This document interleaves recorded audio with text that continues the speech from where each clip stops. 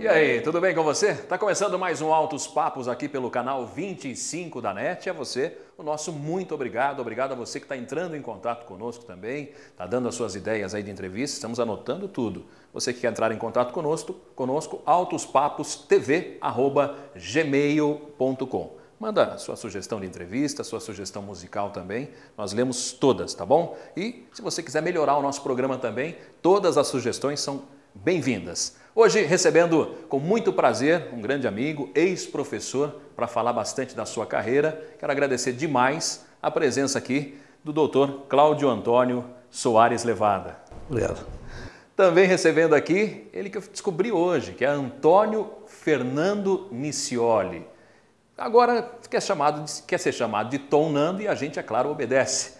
Tom Nando, obrigado pela sua presença aqui. Obrigado, valeu. Se a gente não fala Fofão, ninguém sabe quem é. O pessoal que está assistindo aí fala assim, o Fofão, conheço ele. Pois é, o Fofão mesmo, a gente vai falar muito sobre isso, tá bom?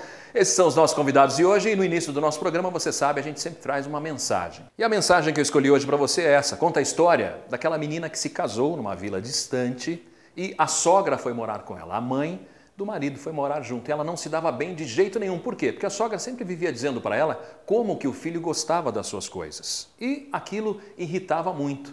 Até que chegou um dia que ela descobriu que o sábio da vila fazia também pequenos venenos. Ela então foi procurar esse sábio.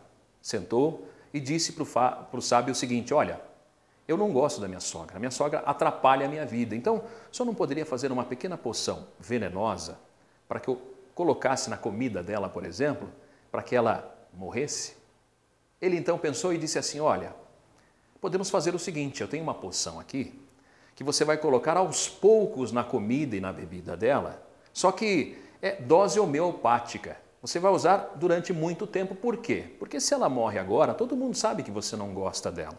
E você vai ser a primeira pessoa a ser indicada para, de repente, até ser indiciada. Então faça o seguinte, coloque em doses homeopáticas esse veneno que eu vou te dar, só que você precisa mudar o seu comportamento. Vocês brigam muito, toda a vila sabe disso. Então faça o seguinte, comece a tratá-la bem. Durante a manhã, converse bastante com ela, leve ela para passear, enfim, comece a tratar bem. Por quê? Porque você vai ser a última pessoa que as pessoas vão desconfiar que foi a responsável pela morte dela. Ela falou, ótimo, sem problema nenhum. Ela levou então o veneno, começou a utilizar devagarinho e começou a tratar bem a sogra. Em contrapartida, a sogra também começa a tratá-la bem. Passa-se o tempo, aquela que era uma raiva tremenda se transformou num um amor de sogra e nora. Em todos os lugares elas estavam juntas, ela falava sempre muito bem da nora e, por consequência, a nora falava muito bem da sogra também. O que aconteceu? Ela se arrependeu. Ela foi procurar então o sábio para que aquele veneno não fizesse mais efeito. Ela chegou e disse assim, olha, eu não quero mais que ela morra, eu gosto muito dela, eu estou amando como se ela fosse a minha mãe. Então eu não quero mais que ela morra. Eu quero então que você faça uma poção que elimine o veneno que eu estou colocando todos os dias na comida dela. O sábio então olhou nos olhos dela e disse o seguinte, fique tranquila, aquilo que eu te dei não era veneno, aquilo só vai fortalecer a sua sogra. O que nós percebemos é que você tratava muito mal ela. E é isso que fazia com que vocês brigassem muito. A partir do momento que você começou a tratá-la bem, veio a contrapartida. Ela também começou a te tratar bem. Então fique tranquila, ela não vai morrer. Aliás, vai viver e viver muito. Essa mensagem é para você raciocinar se o que você está fazendo da sua vida é o correto. Será que tudo que está acontecendo na sua vida não é culpa sua? Pensa nisso. Rápido intervalo comercial, já eu estou de volta com Altos Papos aqui pelo canal 25 da NET. Até já.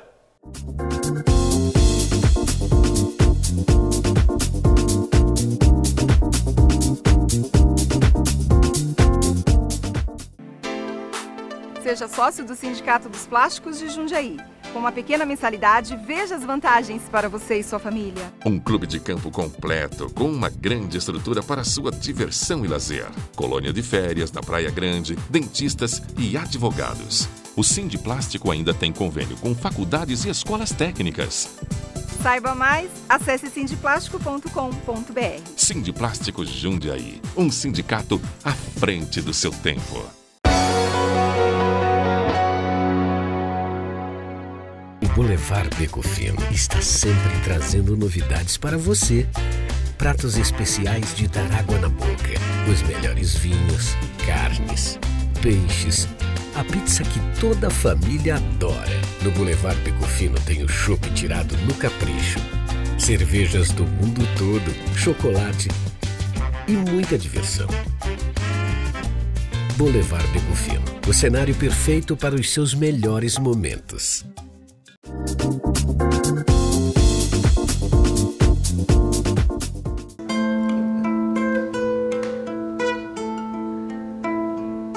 Pois é, ao som de Stairway to Heaven, a gente está de volta, né? Tonando, hein? Grande tonando a pedido do Dr. Cláudio Levada. Aliás, não é qualquer pessoa que pediu, não. Foi o Dr. Cláudio Levada, né?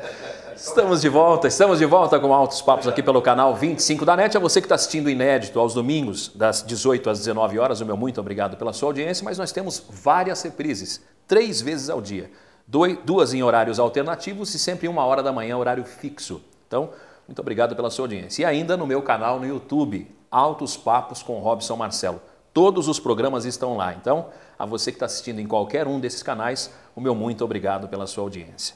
E no início do nosso programa, eu sempre digo, as pessoas gostam muito dessas mensagens e dizem assim, como é que eu faço para conseguir, Robson, a mensagem? Então, eu sempre falo do meu livro, o livro que eu lancei, Lições de Vida, e esse livro eu doei para 4 entidades. Você pode comprar nessas entidades e você vai estar ajudando essas entidades. Os livros foram doados, não tem aquele negócio de parte da renda vai para a entidade. Não, a gente doa toda a renda para essa entidade. Então, são a Maraty, a Bem-TV, a Pai de Jundiaí e a Casa Transitória de Várzea Paulista. Qualquer uma dessas entidades que você comprar o livro vai estar ajudando, pode ter certeza disso, tá bom? Vamos iniciar o nosso bate-papo então. Antes de mais nada, eu quero agradecer muito, foi difícil, mas ele conseguiu um espaço na agenda dele. Quero agradecer demais, mais uma vez, Dr. Cláudio Antônio Soares Levada. Soares português, Levada italiano. Conta um pouquinho de Jundiaí, Cláudio. Jundiaí, a família Levada, como a gente até conversava, tem 126 anos de Jundiaí, né? A família Levada veio da região do Vêneto, entre Treviso e Veneza, em outubro de 1888. Como é que é o nome da província lá? É o Vêneto, né? É o Vêneto. Mas, você falou da cidadezinha? Exato, a cidadezinha é Ponte de Piave.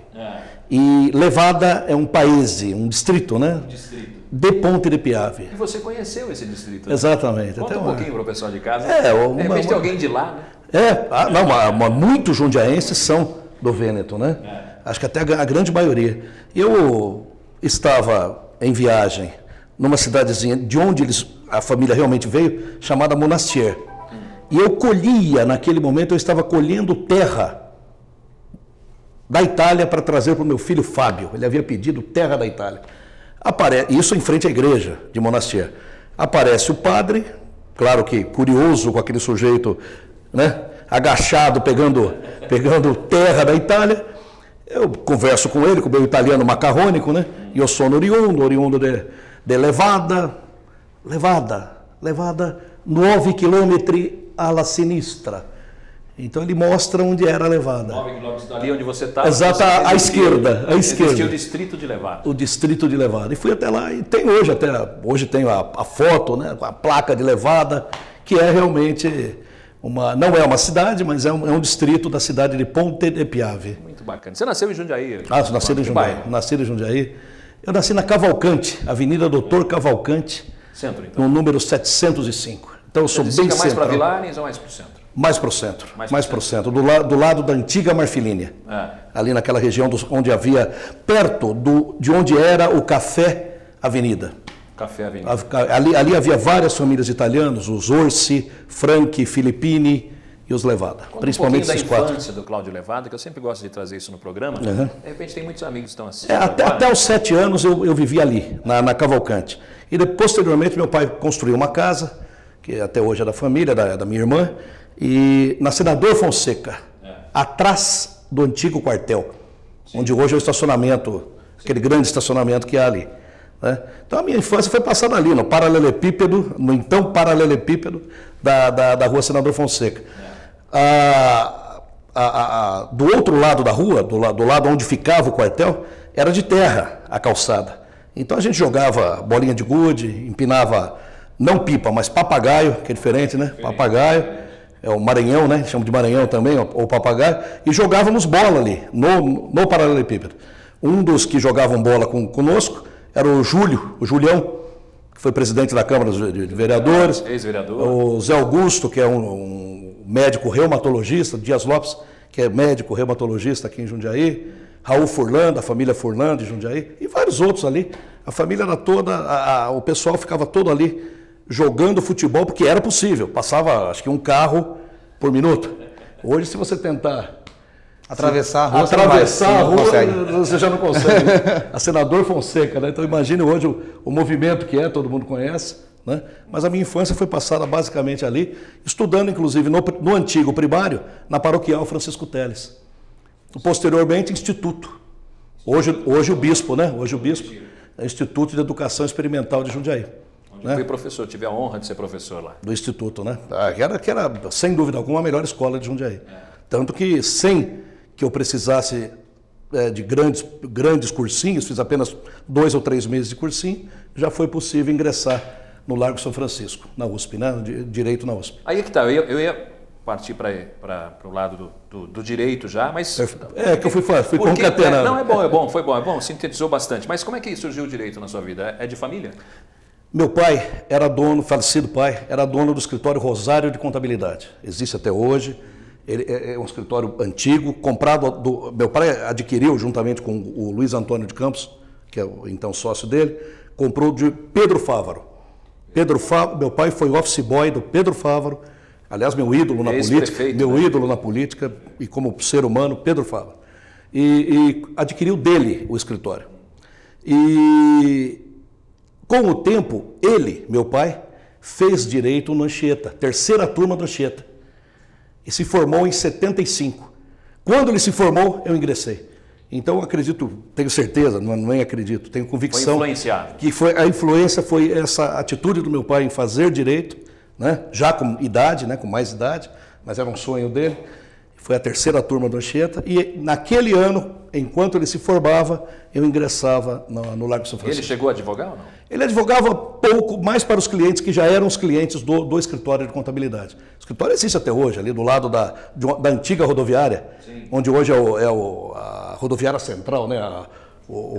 Terminal Central. Existe até hoje, é um escritório, talvez um dos mais antigos de Jundiaí. E você foi fazer o direito, talvez influenciado pelo pai. Sim. E de onde veio a magistratura? Magistratura, eu trabalhava no escritório Pinheiro Neto Advogados, que é o maior da América Latina. Advogando. Sim. Advoguei 5 anos lá. Mas no meio do caminho eu percebi que eu era muito ruim com prazos. Eu descobri que eu era muito desorganizado. E isso para advogado é... Para advogado horrível. Isso é um terror. E cheguei a perder um prazo, e esse prazo acarretou lá um problema sério. Bom, para encurtar a história, eu cheguei a ser despedido e posteriormente, por pressão de vários advogados de lá, o Dr. Pinheiro voltou atrás e eu retomei meu lugar.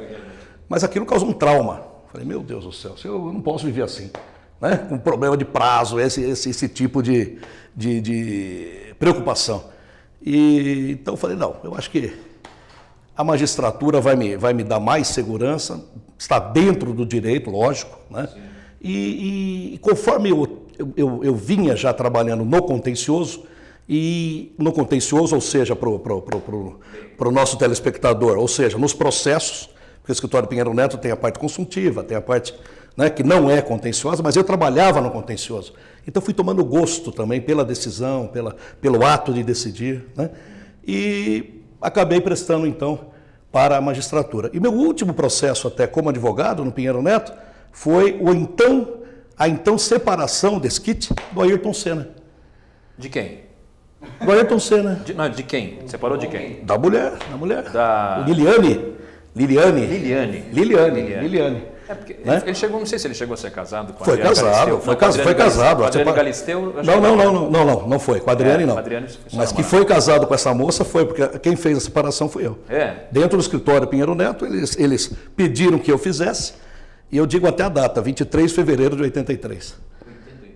De 1900. E aí tomei posse como juiz em 7 de março também de 83. Mas vamos falar um pouquinho desse negócio, vamos colocar uma fofoca aqui. Claro. Por que não? Uma fofoca, né? O pessoal deve gostar. Você teve contato com o Ayrton Senna? Sim, era o foro distrital da Casa Verde. Hoje não existe mais, hoje é um foro regional de Santana. Na época era o foro distrital da Casa Verde, eu fui de carro com ele dirigindo um Passat GT, uma Passat, não um alemão, Passat da Volks brasileira. Mas era muito bom. O GTS verde oliva. Ele foi dirigindo até lá. E eu me lembro até hoje que ele precisava que tudo saísse rapidamente, e foi possível que saísse rapidamente, porque foi consensual, não foi litigioso, né? Porque no outro dia ele precisava ir para Brands Hatch, né? Ele corria então na Toleman, que depois se transformou na Benetton, né? Na Fórmula 2000. E realmente consegui tudo no mesmo dia. Né, conversamos bastante, cada um com seus planos. Talvez porque ele não tivesse tanta coisa assim, né? Não tinha, é um sujeito muito educado, tímido, reservado, mas muito bacana. E então cada um foi para o seu lado. Ele foi para Brands Hatch e eu, alguns meses depois, fui para Jacupiranga. Quer dizer, um pouco diferente, no Vale do Ribeira, onde foi a minha primeira comarca como titular, no Vale do Ribeira. Já a gente vai falar sobre isso, porque eu vou bater um papo também com o meu outro convidado musical, que para mim durante muito tempo foi Fofão, vai continuar sendo Fofão, porque é um apelido carinhoso, mas depois virou Nando Nicioli e agora é Tom Nando.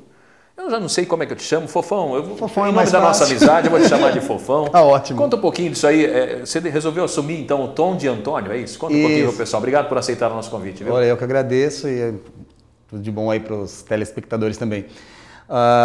O lance é o seguinte, eu entrei fazer uma faculdade de eventos na FATEC, ano de 2011, e aí, por causa da lista de chamada, meu nome é Antônio Fernando Nicioli, como você anunciou no começo do programa, né? E pelo lance da chamada ali, então o Antônio, então amigos de classe começaram a me chamar de Antônio. Quase ninguém me conhecia como Fofão, porque eu tinha um monte de garotada mesmo, assim, de 18 anos, que estava fazendo a faculdade, e a minha história já é de 25 anos com música, então algumas pessoas não me conhecem, né? Não sabem quem sou eu.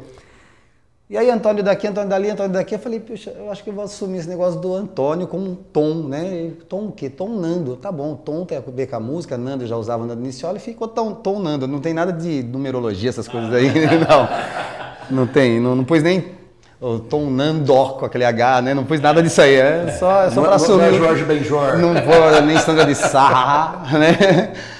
Foi só para assumir o Antônio mesmo. Fala um pouquinho do pessoal de casa, aí pro pessoal de casa. Conta um pouquinho, você nasceu em Jundiaí? É daqui? Nasceu em que bairro? Eu sou jundiaense, sou nascido na Ponte São João, um bairro tradicional também aqui da cidade. Quando eu nasci, meus pais moravam na Frederico Ozanam e logo depois que eu nasci foram para a Rua Carlos Gomes. Ali era uma casa da empresa que meu pai trabalhava e ele alugava essa casa tal para a gente morar. Que era uma casa que tinha um quintal enorme ali e tal. Depois virou Ancara, as casas de show. Aí, nesse quintalzão aí, meu pai criava galinha, porco, a gente tinha pomar, era uma coisa maravilhosa, assim, né? Meu pai mineiro, descendente também de italianos, né? Só que meu avô veio da Sardenha, de uma outra região diferente do doutor, né? Então tinha aquela coisa do mineiro com o italiano, a gente vivia naquela coisa, aquela que guardava carne de porco na lata de gordura, aquela tradição muito louca, né? Lata de banha. Carioca. De banha. A marca era carioca. Mas muito legal. Não, a banha era do porco que meu pai mesmo matava, criava ali, derretia. Era uma história muito legal, assim, Você cresceu na Ponte São João, uma vida simples ali, E esse quintalzão serviu, assim, para então, de ver meus pais cozinhando, minha mãe, meu pai, eles mexiam muito com essa coisa da comida.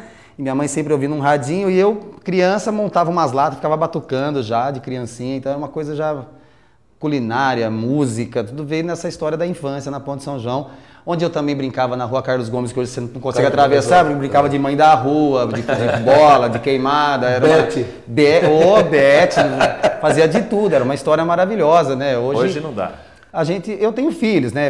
A gente tem uma chácarinha lá onde a gente mora, enfim, eles têm ainda essa coisa de subir em árvore, de brincar um pouco com estilingue e tal. Mas a maioria das crianças hoje não tem mais essa história de carrinho de rolemã, descer ribanceira com carrinho de rolemã, quase cortar o dedo fora, tá? Essa coisa assim. Foi uma infância muito legal. Ponte São João, então. Vamos fazer o seguinte, vamos encerrar esse bloco aqui. A gente está chegando, quando o papo é bom, passa muito rápido. Queria que você escolhesse uma música para encerrar esse bloco aqui. Uma música para encerrar esse bloco? É. Uma música que o Gil gravou com uma versão de Bob Marley e foi a música que eu ouvia na infância que me fez ser músico. Vamos lá, então. No woman, no cry. No woman, no cry. Bem que eu me lembro da gente sentado ali na grama do aterro sob o sol, observando hipócritas disfarçados rondando ao redor, amigos presos, amigos sumindo assim pra nunca mais. Tais recordações, retratos do mal em si, melhor é deixar pra trás. Cante comigo, não chore mais. Oi, oi, oi, oi, não chores mais. Menina, menina, não chore assim. Não chores mais. Altos Papos volta já.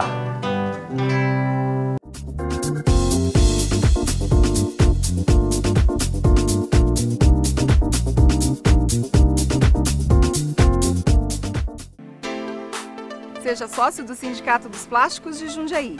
Com uma pequena mensalidade, veja as vantagens para você e sua família. Um clube de campo completo, com uma grande estrutura para sua diversão e lazer. Colônia de férias na Praia Grande, dentistas e advogados. O Sindiplástico ainda tem convênio com faculdades e escolas técnicas. Saiba mais, acesse sindiplástico.com.br. Sindiplástico Jundiaí, um sindicato à frente do seu tempo.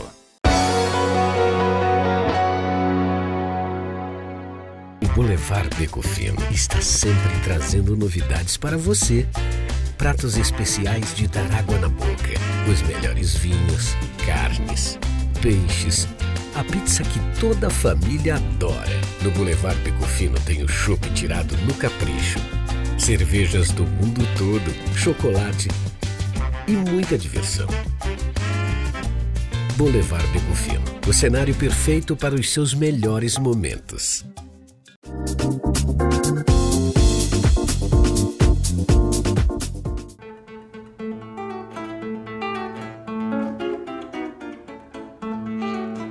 Pois é, já estamos de volta a Altos Papos aqui pelo canal 25 da NET. A você que está chegando agora, já perdeu o primeiro bloco, não há problema nenhum. Tem reprise, tem no canal no YouTube também. Fique à vontade de assistir, tá bom? Aliás, espalhe para todo mundo, porque o programa está muito bom, está muito gostoso. Hoje recebendo o Dr. Cláudio Antônio Soares Levada, Dr. Cláudio Levada, mais conhecido como Cláudio Levada, ou muita gente chamando de Levada, né? E também o Tom Nando, meu amigo Fofão, que você deve estar vendo. Ele falou, é o Fofão, conheço, né? O pessoal te chama muito de Levada, né? Levada. É o mais comum. A gente parou no seu início da magistratura. Você foi o segundo mais jovem do meu concurso, magistrado do seu concurso, é isso? 31 anos atrás, eu ingressei com 24 anos. 24 anos. Havia o primeiro, mais novo. O primeiro foi O primeiro colocado, a gente conhecia por Carlinhos, né? Era de Piracaia. Esse tinha 23 anos. 23 anos. E em seguida, cronologicamente, eu fui o segundo mais novo.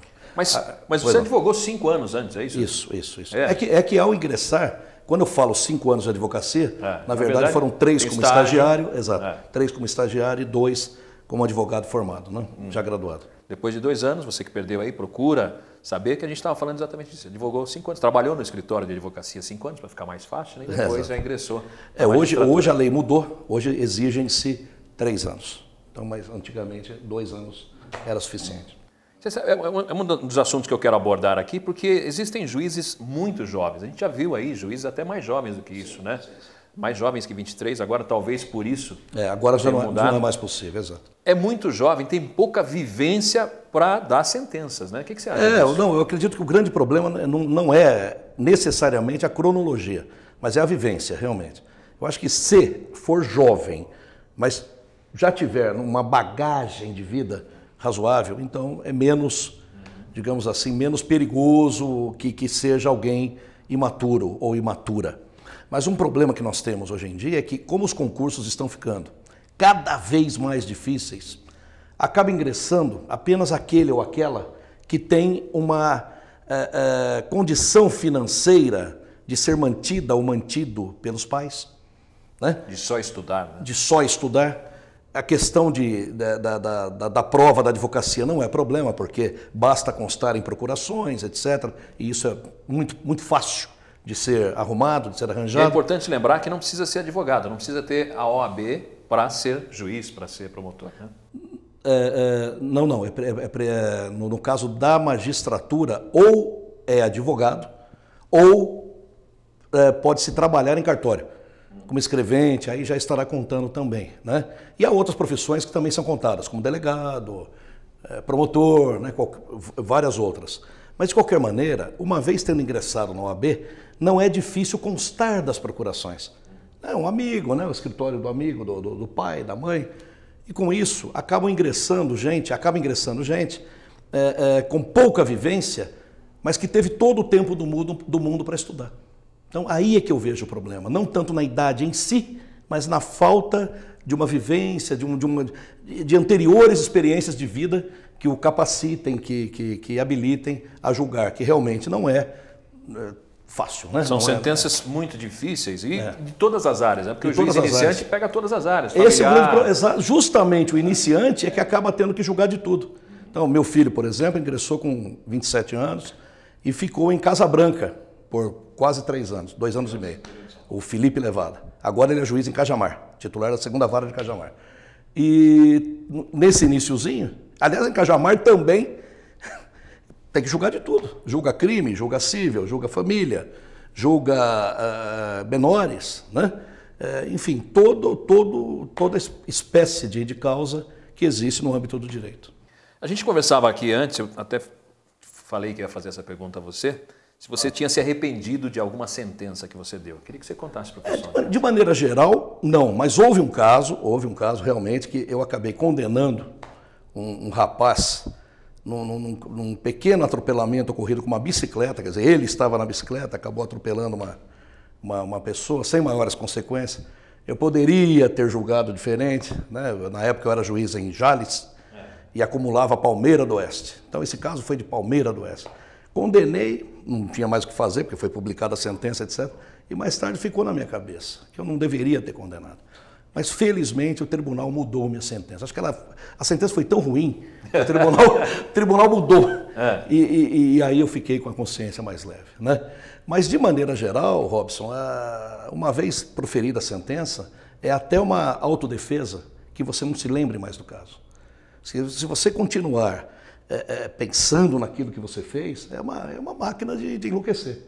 Né? Você precisa ter uma couraça, precisa ter uma proteção, digamos assim, mental, claro, de primeiro se preocupar em fazer o melhor. E uma vez proferida a sentença, ou no meu caso agora os acórdãos, né? Os votos que se transformarão em acórdãos, são termos técnicos ao telespectador, o voto equivale à sentença e se torna acórdão quando outros 2 desembargadores concordam, daí o termo acórdão, que é o sentido de acordo. De concordar. Né? Exatamente. Então, os outros 2 concordando se torna o acórdão. Então, uma vez proferido, é preferível não pensar mais no assunto. A sentença mais difícil da sua vida, qual foi, Levada? Era uma criança também em Jales, novo, 26 anos na ocasião, e essa criança havia sido abandonada pela mãe com poucos meses de vida. A mãe não tinha condições na ocasião, deixou com um vizinho e volta 5 anos depois querendo a criança. Eu chego em Jales já com a prova produzida, mas o nosso direito permite que, nesse caso, eu faça ou fizesse a prova novamente, produzisse a prova novamente. Chamei todo mundo, novamente, né, sofrimento para todo mundo, né? A famosa oitiva. Exato, a oitiva, né? Ouvir novamente tanto a criança como todos os envolvidos. E aí eu perguntava, né, de maneira até cruel, quem é a sua mãe? Ele apontava o casal que eu havia criado até então. E a mãe chorava, aquela coisa difícil. Acabei mantendo com o casal, mas dando o direito de visitas para a mãe. Mas foi tão difícil que no tribunal foi 2-1. Mesmo no tribunal não foi unânime, né? E eu ficava angustiado em saber o resultado Porque, como eu até comentei com vocês, eu não tenho problema nenhum em julgar crime, em julgar o cível, família, mas tenho dificuldade em julgar destinos de crianças. Eu evito. Eu não tenho a minha preparação, talvez psicológica, emocional, eu fico angustiado. E é uma responsabilidade enorme, né? O futuro da criança, né? O destino dela está ali, né? O destino dela está ali. E é coisa de pai também, né? Coisa de pai, eu tenho 6 filhos, né? São 6 filhos. Nossa, fica bem difícil. Fica difícil. Vamos entrar nos assuntos técnicos aqui que eu gostaria muito de debater com você. Se é que eu posso chamar de você. Claro. Nossa amizade, aliás, foi meu professor, tive a honra de ser seu aluno. E eu fiquei muito feliz por isso. Agora, tem alguns assuntos que eu queria tocar com você. Primeiro, a gente comentava aqui, e eu achava que era o 20º, é o 17º orçamento. Quer dizer, o Tribunal de Justiça de São Paulo é o 17º orçamento do Brasil. Ou seja, existem estados no Brasil que têm um orçamento menor do que o Tribunal de Justiça. A primeira pergunta é, por que não se utiliza esse dinheiro para tecnologia, para a gente parar, por exemplo, de levar bandido da cadeia para ser ouvido e parar uma cidade inteira, como já aconteceu em Jundiaí, quando o Marcola veio aqui, a gente até comentava disso, né? Gasta-se muito dinheiro, por que não a videoconferência? Há muitos aspectos que precisam ser mudados, é uma questão até de mentalidade. A videoconferência, ela é necessária. Aquela conversa de que o juiz tem que olhar para o criminoso, para o réu, e para poder extrair dali a verdade ou não dos fatos, isso é poesia. Isso na verdade, não passa de mito. No caso específico do Marcola, quando ele veio aqui a Jundiaí, o interrogatório dele, que parou a cidade, causou prejuízo para todo mundo, o interrogatório dele foi simplesmente a leitura da denúncia pelo juiz, Dr. Jefferson, e o Marcola disse, PCC, eu não sei o que é isso, excelência. Quer dizer, para a cidade, para esse exercício de hipocrisia. Então não é... Para ouvir um minuto. Para ouvir um minuto e negar de maneira peremptória, de maneira total, que tivesse qualquer coisa a ver com o PCC. Se tem ou não, veja, é questão do processo. Mas precisava ter parado a cidade para esse minuto, para ouvir isso, para esse minuto de interrogatório. Além disso, é preciso também mudar a mentalidade, tanto da advocacia como dos juízes, de escrever demais, falar demais, né? Sentenças de 10, 20 laudas, petições dos advogados de 30, 40 laudas. O nosso atual presidente jundiaense, Nalini, né, o José Renato Nalini, o Nalini tem feito uma campanha, inclusive no sentido de se conscientizar, que não é falando muito que você vai ganhar uma ação. Né? 5 laudas é mais do que suficiente em 90% dos casos. E 10 laudas serão suficientes nos 10% restantes. Quer dizer, mais do que isso é balela. É balela. Tem muito Ctrl-V, Ctrl-C também. Né? Aquela história recorta no Google. Recorta, ainda mais hoje com a computação. Então você pega aquelas iniciais imensas, né? E muitas vezes o leigo, que é o cliente, fala, nossa, que beleza. E o juiz olha aquilo e sabe que tudo aquilo é desnecessário. E o advogado sabe que chama petição inicial. Exatamente para isso, que é para ter uma noção básica e depois sim, o processo vai sim. Sem dúvida, você sabe, você conhece lá do técnico, e aquilo é desnecessário. O juiz olha aquilo e sabe que daquelas 80 laudas, digamos, 70, 2, 3 interessam e nada mais. Então é preciso mudar a mentalidade, chega de papel, é preciso que tudo seja realmente digital e menos, é preciso um minimalismo nos processos. Mas isso só virá com a mudança de mentalidade. Vamos tocar aqui, a gente tocou no assunto de juiz e desembargador. Explica um pouquinho para o pessoal de casa. Aí o pessoal deve saber, porque o trabalho do juiz, o trabalho do desembargador, você até citou os acórdons, né? Claro. Explica bem sucinto, por favor. Então, para o nosso telespectador, o juiz é o julgador, é aquele que decide em primeira instância, é o juiz da comarca. É o juiz de Jundiaí, é o juiz de Campinas, é o juiz de Santos e assim por diante. Aquele que perde tem todo o direito de recorrer, né? É como na medicina, né? Você não gostou do primeiro diagnóstico, você vai num segundo médico, né? Terceiro, quarto, até ouvir aquilo que você quer. Né? Mais ou menos por aí, né? E no Poder Judiciário é a mesma coisa, você tem o direito de apelar, você tem o direito de recorrer. Ao recorrer, aquele seu recurso será decidido por 3 desembargadores. Então o desembargador é o juiz do tribunal, é o juiz que vai julgar, vai decidir em segunda instância. E em certas causas, nem todas, uma questão técnica, mas nem todas, haverá ainda uma terceira instância que será ou o Superior Tribunal de Justiça, ou o Supremo Tribunal Federal, ou o TST, que é o Tribunal Superior Trabalhista, ou ainda o TSE, nas causas eleitorais, o Tribunal Superior Eleitoral. Então, em certas causas, ainda haverá essa terceira instância. E se você tiver as costas quentes, existe ainda o embargo infringente. Mas isso é uma outra história, não vamos entrar nesse assunto, pelo amor de Deus. Vamos fazer o seguinte, vamos encerrar esse bloco. Nando, quero que você encerre esse bloco com música para a gente amenizar um pouquinho. O que você escolheu para terminar esse bloco? Eu escolhi uma canção do Isidoro chamada Madalena. Vamos lá, então.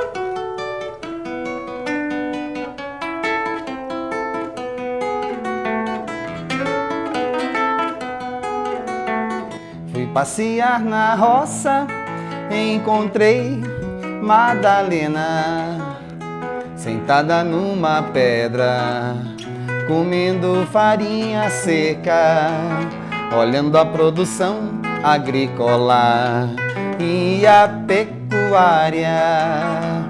Madalena chorava, sua mãe consolava, dizendo assim: pobre não tem valor, pobre é sofredor, e quem ajuda é o Senhor do bom fim. Entra em beco, sai em beco, há um recurso, Madalena. Entra em beco, sai em beco, há uma santa com seu nome. Entra em beco, sai em beco, vai na próxima capela e acende uma vela pra não passar fome. Entra em beco, sai em beco, há um recurso, Madalena. Entra em beco, sai em beco, há uma santa com seu nome. Entra em beco, sai em beco, vai na próxima capela e acende uma vela pra não passar fome.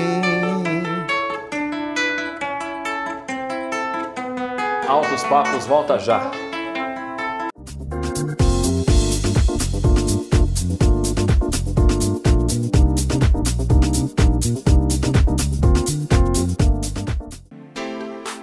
Seja sócio do Sindicato dos Plásticos de Jundiaí.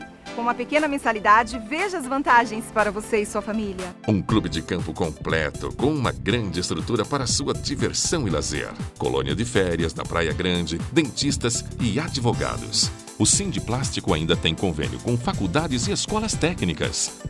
Saiba mais, acesse sindiplástico.com.br. Sindiplástico Jundiaí, um sindicato à frente do seu tempo.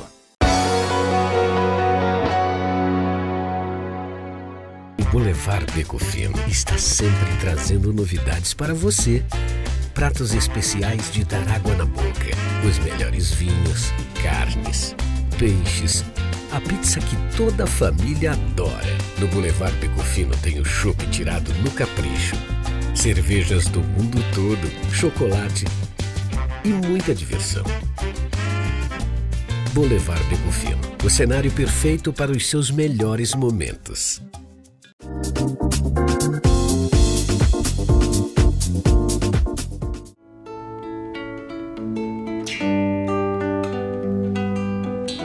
Pois é, já estamos de volta, Altos Papos aqui pelo canal 25 da NET. E hoje, Altos Papos realmente, recebendo o Dr. Cláudio Levada e ainda o Nando Nicioli, o Tom Nando, o Fofão que você está vendo aí.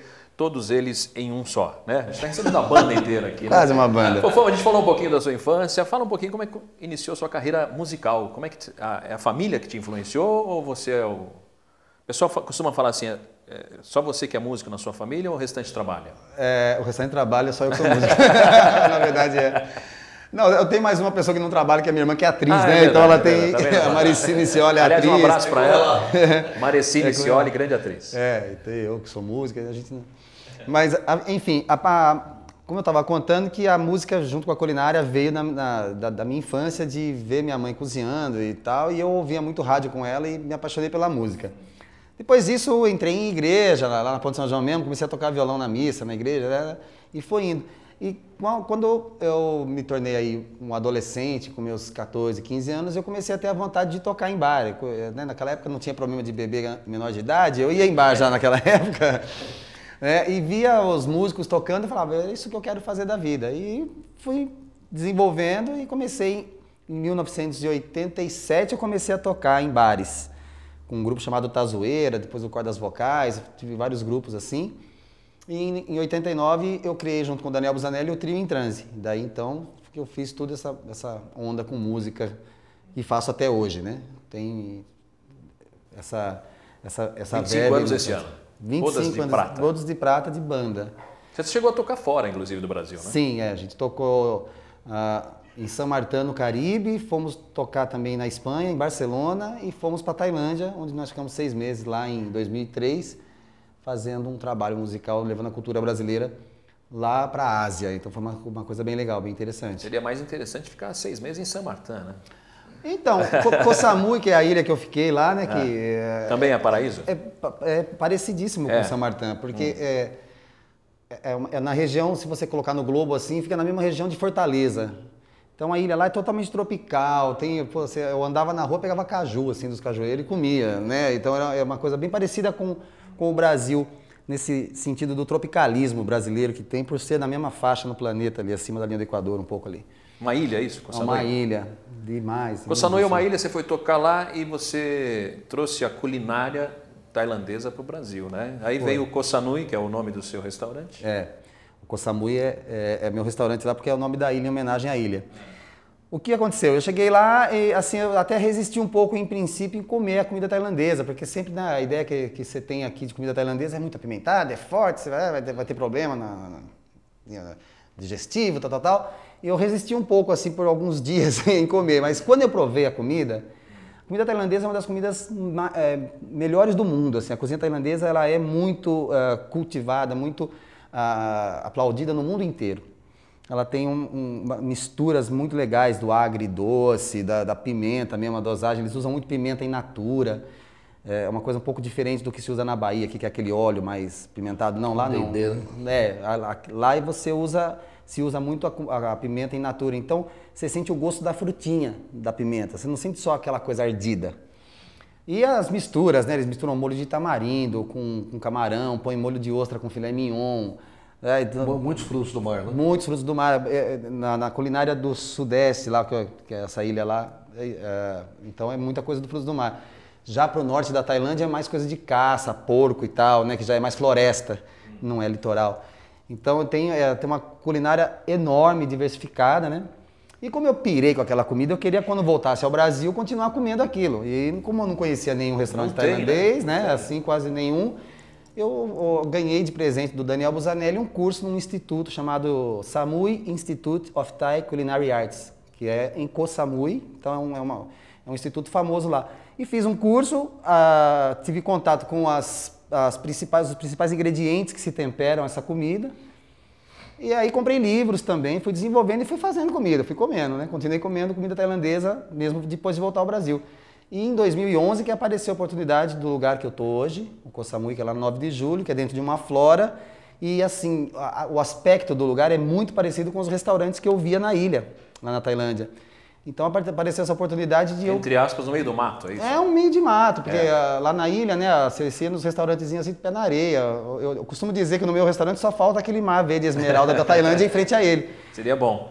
Mas seria ainda. Então, o lugar tem a ver, né, tem muito a ver com o tropicalismo daquela ilha. E eu coloquei a culinária tailandesa. E as pessoas de Jundiaí estão gostando, estão aprovando essa culinária. Porque é uma comida muito boa, muito rica, leve. Parece ser pesado, você fala, mignon, molho de ostra, nossa, vou ficar assim. Não fica, é uma comida leve. Mas a minha pergunta é a seguinte, você foi para lá, você foi tocar música brasileira lá? Fui. Como é que é isso? Que receptividade que eles tiveram lá? Na verdade, é assim, uma empresa que estava abrindo um restaurante, tipo de churrascaria de rodízio que tem aqui no Brasil, eles colocaram um anúncio para um chefe de cozinha ir lá ensinar os tailandeses como fazia esse tipo de serviço. Aí um canadense que morava em Valinhos se candidatou, foi aprovado, pediram a ele uma banda. Ele dava aula de inglês com a prima do Daniel Busanelli, baterista, que falou para estão procurando banda na Tailândia, manda material. Mandamos, fomos aprovados e fomos lá. Então, na verdade, nós tocávamos num restaurante desse tipo de churrascaria, só que lá eles serviam, era diferente daqui, eles serviam uns camarões pistola, assim, era uma coisa mais sofisticada do que essa churrascaria como a gente tem aqui, que é boa demais e tal, mas era uma coisa mais adaptada para aquele lado lá do mundo. E muitos turistas iam naquele lugar. Então a gente tocava para muito europeu, muito australiano, né? Gente daqui da Europa para lá que costuma muito ir até a ilha. E era muito legal, porque quando chegavam europeus as pessoas falavam, toca um Gilberto Gil, toca aí um Chico Buarque, toca Ivan Lins. Gosto muito de MPB, né? Gosto, toca Caetano, né? Pediam... Ninguém pedia Michel Teló, nada? Não tinha ainda na época. Ainda bem. Em 2003 o Michel Teló ainda estava começando a tocar na bandinha lá de baile dele. E assim, eles são conhecedores da música brasileira e alguns tailandeses também começaram a frequentar o restaurante para ouvir a nossa música. A gente tinha show de mulatas no meio da história, então era muito engraçado, porque as pessoas estavam comendo uma carne ali, chegava a mulata com aquele bundão bonitão assim, rebolava, e os caras comendo carne e olhando para a bunda da mulata. Errando a boca. Né? Errando a boca, né? Mas era interessante Levando de ver. o beliscão da mulher. As europeias branquelonas lá estavam bravas. Lá de ver as mulatonas, né? A gente levou 2 mulatas super bonitas, que era Suzana Bombom e Márcia Furacão, né? Então, os nomes já são sugestivos, assim, de você ver elas dançando. Se não der certo no samba, vai ser chacrete que já vai tem ser chacrete, fazer polidense. E assim, a cultura brasileira para a tailandesa é uma coisa bastante distante. Quando você globaliza, porque assim, tem lá a música pop da Tailândia, que você vai ouvir uma música que é uma reprodução da norte-americana, uma reprodução do pop europeu. A influência existe grande, porque Bangkok é uma cidade enorme, né, a capital da Tailândia, com muita gente do mundo inteiro, então a influência é muito grande. Mas quando você passa para uma coisa mais local, uma música popular tailandesa, e a gente mostrando a música popular brasileira, a distância era um pouco grande. Então parecia uma música muito estranha para eles, assim como a deles era para nós, né? Mas a receptividade foi muito legal, as pessoas gostaram. Eu fiz uma feijoada pro pessoal lá da Tailândia, eles ficaram impressionados, assim, porque eles usam feijão preto para fazer doce com leite de coco. Eu cheguei lá e fiz o feijão preto junto com orelha de porco. Então eles olharam e falaram assim, não vou comer. Mas quando comeram acharam barato, né? Então tem uma distância cultural muito legal, que é essa proximidade que foi a magia toda dessa viagem que a gente fez. Bem bacana, bem bacana. Trouxe muitas histórias para contar e a gente está tendo o privilégio de ouvir algumas aqui. Deixa eu voltar aqui, doutor Cláudio Levada, para a gente encerrar o papo aqui também, nesse último bloco. Até viajei junto com você, viu, Nanda? Estava se vendo. Preciso voltar. Estava se vendo ali, né? É uma coisa deliciosa. Vamos retomar o nosso assunto aqui, falando sobre os juízes, né? Eu falava aqui, em off, que os juízes eles têm decisões muito solitárias, né? O juiz leva o processo para casa, analisa e depois tem uma decisão muito solitária. E fiquei sabendo agora que foi aprovado um auxiliar, é isso? Conta um pouquinho como é que foi essa mudança. Um assessor, é isso? Na primeira Os desembargadores são 3? São 4 assessores, mais 2 escreventes. Então, hoje em dia, a estrutura do desembargador é uma estrutura melhor, pouco melhor. E do juiz foi aprovado um auxiliar? Um auxiliar. Auxiliar, além, evidentemente, dos escreventes. Você concorda comigo que é muito difícil você decidir a vida, o futuro de uma pessoa, sei lá, até pro resto da vida, sozinho ali, às vezes até com problemas pessoais. Mas a gente tem que ter esse preparo emocional, psicológico, de não misturar. Naqueles dias em que eu não estou bem, e é inevitável que todos nós temos nossos dias ruins, eu não julgo. É um dia que eu prefiro fazer outras coisas. Quer dizer, é preciso que você tenha uma condição mental, tanto quanto possível, neutra, né? Agora, também existe aquela história, falar que a imparcialidade do juiz, imparcial sim, mas todos nós, cada um de nós, é produto do seu meio. Quer dizer, é exato. Então a neutralidade psíquica, essa não existe. Essa não existe. Cada um de nós tem suas predileções, seu viés ideológico, isso é inevitável. Né? Apenas a máquina não tem um viés ideológico próprio. Agora, imparcial é outra coisa, você não estar predisposto em relação a nenhuma das partes. Eu vou prejudicar, né? A priori, ou seja, desde logo, né? Vou prejudicar você. Isso, jamais. Mas que nós temos as nossas predileções, que nós temos as nossas vivências, né? Eu até lembraria a frase do Ortega y Gasset, né? O filósofo espanhol, eu sou eu e minhas circunstâncias. Quer dizer, cada um de nós é aquilo que viveu, cada um de nós é aquilo que passou. Por isso né? que a gente dizia Sofrimentos, que precisa ter essa vivência para ser juiz. Sofrimentos, dores e amores. Cada um de nós é uma junção de tudo isso. Mas a tendência, na sua opinião, é mudar isso? Vai ter, de repente, o juiz ter mais dois, por exemplo, para ter uma base, por exemplo? Sim. Eu acho que a solução, embora seja uma solução sempre que nós temos que pensar a longo prazo, quando menos a médio prazo, é a junção da tecnologia com o material humano. Sozinho, tanto faz. Material humano apenas, ou tecnologia apenas, serão sempre insuficientes. Será preciso essa junção, será preciso que ambos se harmonizem para que nós possamos ter uma justiça não só mais rápida, mas mais eficiente e, tanto quanto possível, mais justa. Né? É muito complicado isso, porque a gente comentava aqui, o ser humano é falível, né? Falível. Então é muito difícil. Daí o recurso pelo menos atenua, não resolve, mas atenua a possibilidade do erro. Dizer, na hora que você apela e não será mais um apenas a julgar, mas serão 3, em tese pelo menos, a probabilidade de errar é menor, pelo menos em tese. É menor. A ideia era essa mesmo, né? A gente falar disso. Bom, a gente está chegando ao final do nosso programa. Eu quero muito agradecer ao Dr. Cláudio Levada por estar aqui. Prazer muito grande revê-lo, um grande amigo.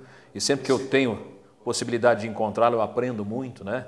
Não só na faculdade, mas depois disso. Sempre bom poder estar com o Dr. Cláudio Levada. Quero agradecer muito e mande o seu recado para o pessoal de casa.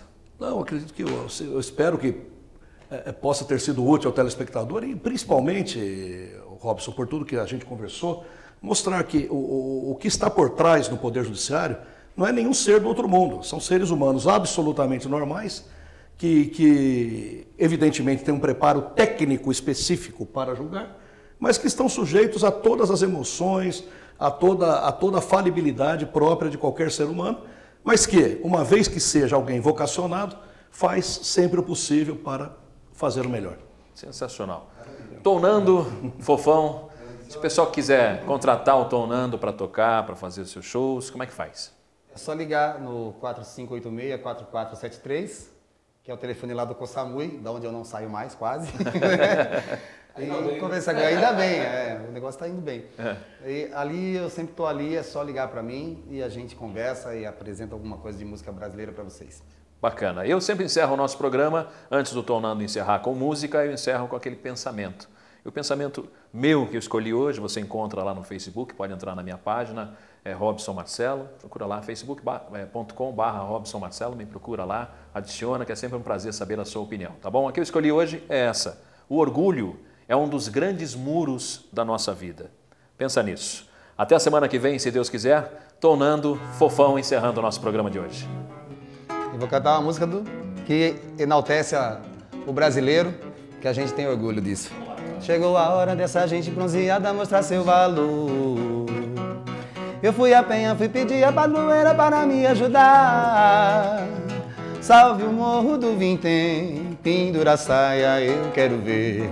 Eu quero ver o tio Sam tocar pandeiro para o mundo sambar. O tio Sam está querendo conhecer a nossa batucada. Anda dizendo que o molho da baiana melhorou seu prato. Vai entrar no cuscuz, acarajé e abará. Na Casa Branca já dançou a batucada de oi, oi, ai, ai. Brasil, esquentai vossos pandeiros, iluminai os terreiros, que nós queremos sambar. Há quem sambe diferente em outras terras, outra gente num batuque de matar. Oi, batucada reunir vossos valores, pastorinhas e cantores, expressão que não tem para o meu Brasil. Brasil, esquentai vossos pandeiros, iluminai os terreiros, que nós queremos sambar, sambar. Brasil, esquentai vossos pandeiros, iluminai os terreiros, que nós queremos sambar. Oh, samba, oh, samba, o que sambou, que sambou, samba, o que sambou, que sambou, samba, oh, samba, oh, samba, oh.